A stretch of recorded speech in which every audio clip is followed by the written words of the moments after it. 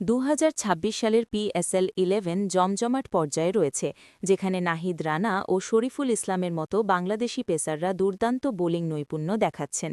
ইনজুরির কারণে ইমন 3 ম্যাচ খেলেই দল ছেড়েছেন। এদিকে PSL বনাম IPL আর্থিক ও মানদণ্ডের বিশ্লেষণে IPL এখনও অনেক এগিয়ে।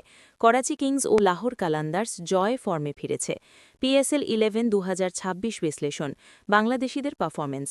নাহিদ রানা তার দুর্দান্ত গতির জন্য ব্রিটিশ অলরাউন্ডারের প্রশংসা পেয়েছেন এবং পেস অ্যাটাকে অনন্য।